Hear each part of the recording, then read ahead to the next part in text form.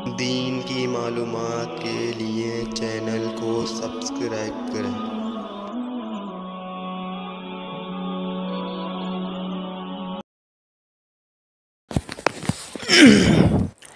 بسم اللہ الرحمن الرحیم۔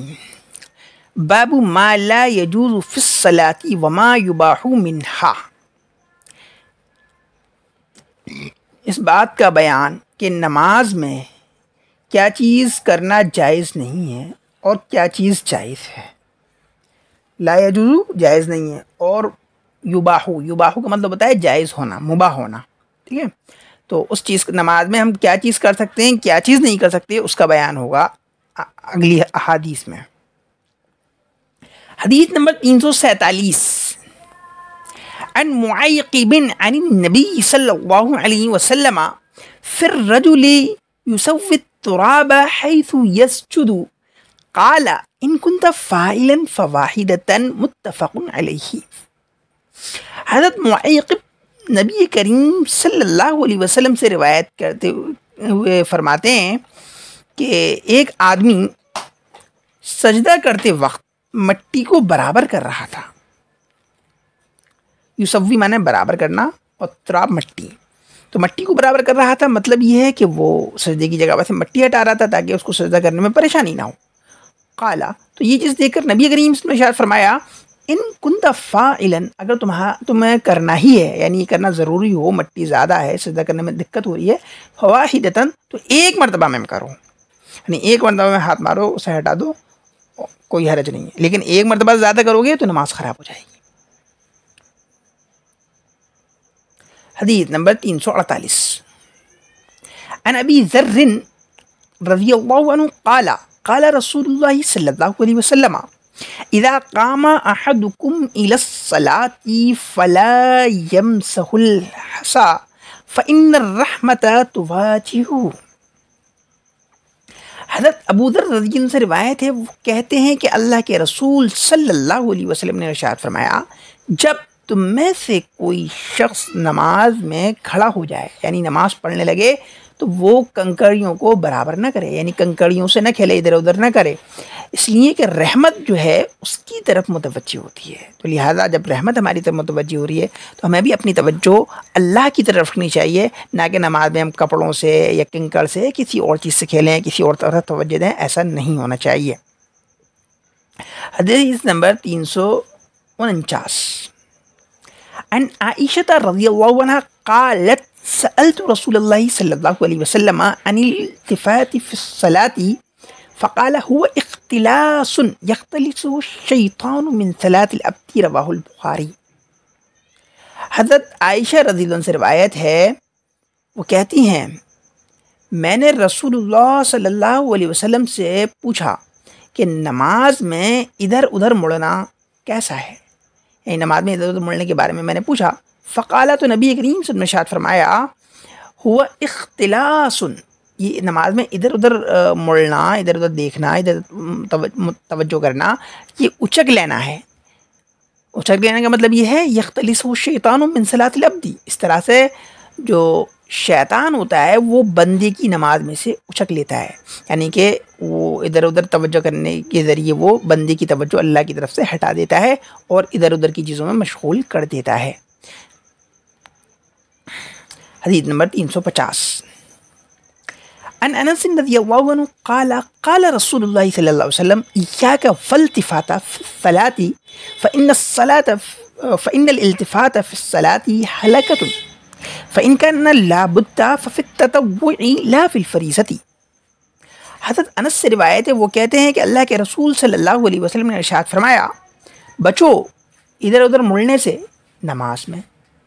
یہاں ایاکا کا جو لفظ ہے تو یہ بچنے کے لیے بولا جاتا ہے، کوئی بھی خطرناک چیز ہوتی ہے بولتے ہیں ایاکا بچو بچو، تو اسی طرح میں ایاکا بچو، والتفاتا ادھر ادھر مڑنے سے، فصلاتی نماز میں، یہ نماز میں ادھر ادھر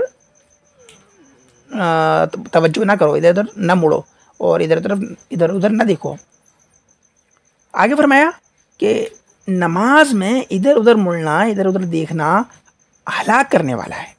اگر کسی کے لیے ایسا کرنا ضروری ہو، ایسا کرنا ضروری ہونے کا مطلب یہ ہے کہ مثلا کوئی استاد ہے تو اس کو ضروری ہے کہ بچوں کی نگرانی بھی کرنا ہے کہ بچے ادھم تو نہیں مچا رہے. یا اسی طریقے سے ماں ہے، عورت ہے، اور گھر میں جو ہے چھوٹا بچہ ہے، بہت چھوٹا بچہ ہے، تو اس کی نگرانی بھی کرنی ہے، کہیں بچہ چولہے کے پاس نہ چلے جائے، ہیٹر کے پاس نہ چلی جائے، بیڈ پہ سے گر نہ جائے. تو اگر ضروری ہے ففت تطوعی، تو نفل نمازوں میں تو اس کی گنجائش ہے کہ آپ ادھر ادھر دیکھ سکتے ہیں. لا فی الفریضتی، فرض نمازوں میں اس کی گنجائش نہیں ہے. اگلی حدیث سے اس کی اور وضاحت ہوتی ہے، جس میں حدیث نمبر 351 سے، جس میں جو حضرت ابن عباس سے روایت ہے. ان ابن عباس رضی اللہ عنہ قال كان النبي صلی اللہ علیہ وسلم يلحظ في الصلاة يمينا وشمالا ولا يلوي عنقه خلف ظهره.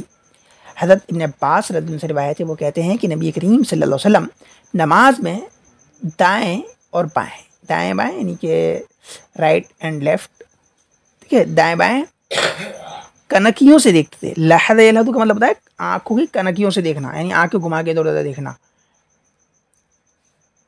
اور آگے وضاحت اس میں ولا یلوی، اور آپ موڑتے نہیں تھے، عنقہ اپنی گردن کو، خلف ظہری اپنی پیٹھ کے پیچھے، یعنی گردن نہیں موڑتے تھے بالکل بھی، صرف آنکھوں کی کنکیوں کے ساتھ ادھر ادھر دیکھتے تھے. تو آپ چونکہ نبی تھے اور آپ صحابہ کرام کی نگرانی کرتے تھے کہ کون کس طرح سے نماز پڑھ رہا ہے، کون کیا کر رہا ہے.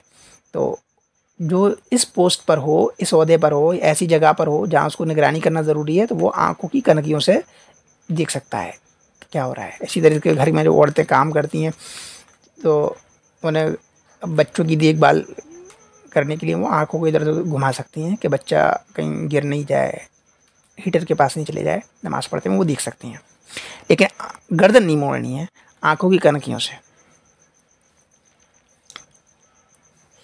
باب ما جاء فی قتل الاسودین فی الصلاۃ.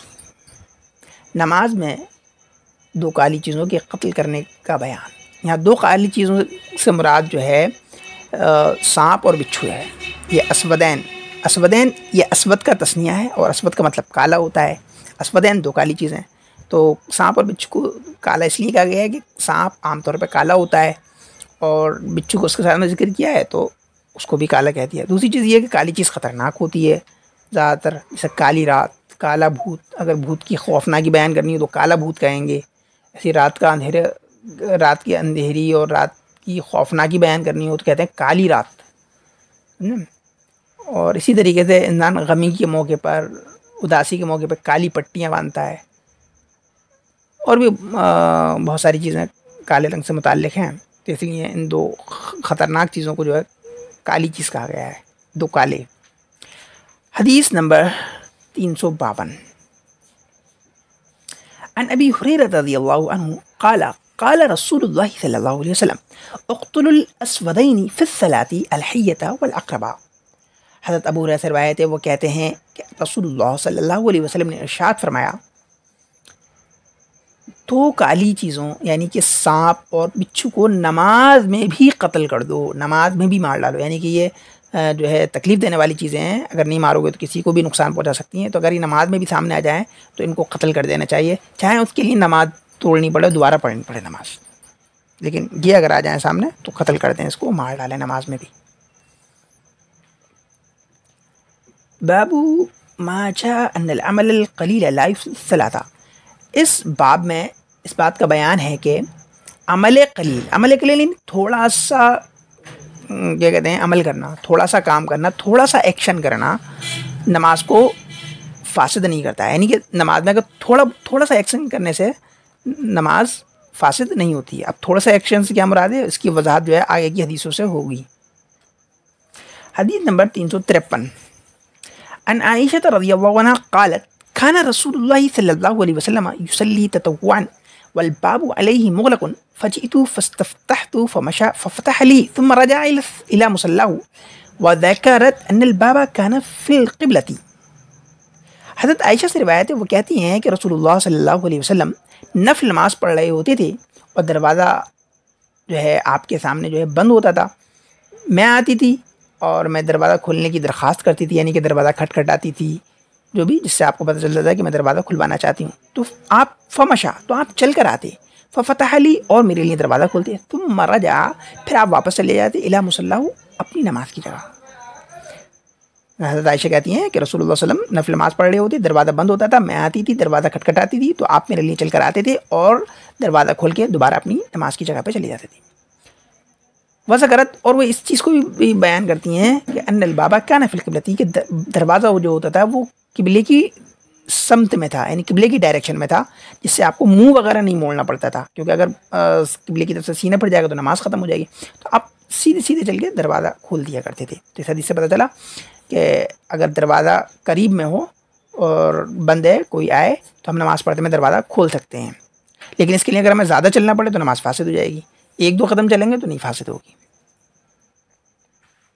اس سے ہم حدیث نمبر 354 عن ابی قتادہ رضی اللہ عنہ قال رأيت النبي صلى الله عليه وسلم يؤم الناس وأمامة بنت أبي العاص على عاتقه فإذا ركع وضعها وإذا رفع من السجود أعادها متفق علیہ.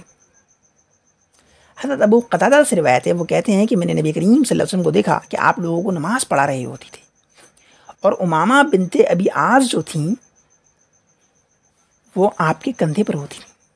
تو جب آپ رکوع کرتے تو آپ ان کو جو ہے کندھے پہ سے اتار دیا کرتے تھے، اور جب آپ سجدے سے سر اٹھاتے تھے تو آپ ان کو واپس اپنے کندھے پہ بٹھا لیا کرتے تھے.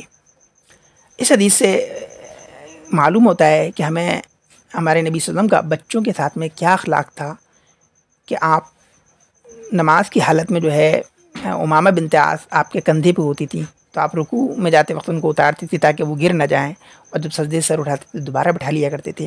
لیکن آج مسجدوں میں لوگ بچوں کے ساتھ میں کیا سلوک کرتے ہیں، جو معصوم سے بچے نماز پڑھنے کے لیے آتے ہیں، کچھ بوڑھے بزرگ لوگ ان کو شیطانی کرنے پہ ایسا ڈانٹتے ہیں کہ انہیں مسجد سے نفرت ہو جاتی ہے اور پھر وہ مسجد آنا بند کر دیتے ہیں. ہمیں بچوں کے ساتھ میں محبت سے پیش آنا چاہیے، ان کو ٹافیاں بانٹنی چاہیے، نہ کہ جو ہے ان کی شرارت پہ ان کو ڈانٹیں اور ان کو مسجد سے بھگائیں. ڈانٹے تو ایسے ڈانٹیں جیسے ماں ڈانٹتی ہے کہ بچے کو کتنے ہی ڈانٹے لیکن بچہ ماں کے پاس بھاگتا ہے پھر بھی. تو اس طرح سے ڈانٹیں کہ بچہ مسجد آنا نہ چھوڑے. باب ما جاء فی التسبیح والتصفیق، تسبیح اور تصفیق کا بیان. تصفیق کا مطلب ہوتا ہے تالی بجانا، لیکن یہاں تالی بجانے سے مراد ویسی تالی نہیں ہے جیسے کہ پروگرام وغیرہ میں دونوں ہاتھوں سے جو بجائی جاتی ہے وہ مراد نہیں ہے. یہاں پر تالی بجانا ہے، تالی بجانے سے مراد یہ ہے ہاتھ کو پٹکنا کسی بھی چیز پر، یعنی ایک ہی ہاتھ کو، صرف دونوں ہاتھوں والی تالی مراد یہاں پر نہیں ہے. حدیث نمبر 355 عن سہل بن سعد رضی اللہ عنہ قال قال رسول اللہ صلی اللہ علیہ وسلم من نابہ شیء فی صلاته فلیسبح فانما التصفیق للنساء وفی روایت قال التسبیح للرجال والتصفیق للنساء. حضرت سہل بن سعد سے روایت ہے، وہ کہتے ہیں کہ فرمایا رسول اللہ صلی اللہ علیہ وسلم نے، جس شخص کو اپنی نماز میں، فی صلاتی اپنی نماز میں، نابہ کوئی چیز پیش آ جائے، شیئن کوئی چیز، یعنی جس شخص کو اپنی نماز میں کوئی چیز پیش آ جائے. یہاں پیش آنے سے مراد یہ ہے، مثال کے طور پہ جماعت سے نماز ہو رہی ہے، امام صاحب سے کوئی غلطی ہوگی نماز میں تو امام صاحب کو متوجہ کرنا ہے، تو کیسے کریں گے؟ تو فرمایا فلیسبح، تو تسبیح پڑھنی چاہیے، مطلب سبحان اللہ زور سے کہو، جس سے امام کو پتہ چل جائے کہ میں کچھ غلط کر رہا ہوں اور وہ صحیح ہو جائے. تو بے شک تالی بجانا یہ عورتوں کے لیے ہے، یعنی کہ مردوں کو تالی بجا کے متوجہ نہیں کرنا ہے بلکہ سبحان اللہ کہہ کے کرنا ہے. عورتوں کو اگر یہ چیز پیش آئے اور اپنے امام کو متوجہ کرنا ہے تو عورتیں جو ہے سبحان اللہ نہیں کہیں گی دو بلکہ تالی بجائیں گی. تو تالی بجانے سے مراد دونوں ہاتھوں والی تالی نہیں ہے جو پروگرام وغیرہ کے اندر بجایا جاتا ہے، بلکہ یہاں پر جو ہے ہاتھ کو پٹکنا مراد ہے، یعنی کہ اگر جیسے ہاتھ باندھی ہوئی سینے پر تو اپنے سیدھے ہاتھ کو الٹے ہاتھ پہ جو ہے پٹکیں گی، یا رکوع میں تو اپنے ہاتھ کو جو ہے کہتے ہیں جو گھٹنا ہے اس پہ پٹکیں گی، ٹھیک ہے، جس سے آواز ہو اور آواز سے جو ہے امام سمجھ جائے کہ میں غلطی کر رہا ہوں. وفی روایت، ایک روایت میں قال نبی نے فرمایا کہ تسبیح پڑھنا مردوں کے لیے ہے اور تالی بجانا عورتوں کے لیے ہے. تو یہاں تالی کو ذہن میں رکھیں کہ تالی سے کون سی تالی مراد ہے. یہ علی تالی نہیں جو پروگرام میں بجائی جاتی ہے، اس کا پروگرام والی تالی جو ہے نہ مردوں کے لیے ہے نہ عورتوں کے لیے ہے، وہ الگ چیز ہے اور یہ الگ چیز ہے.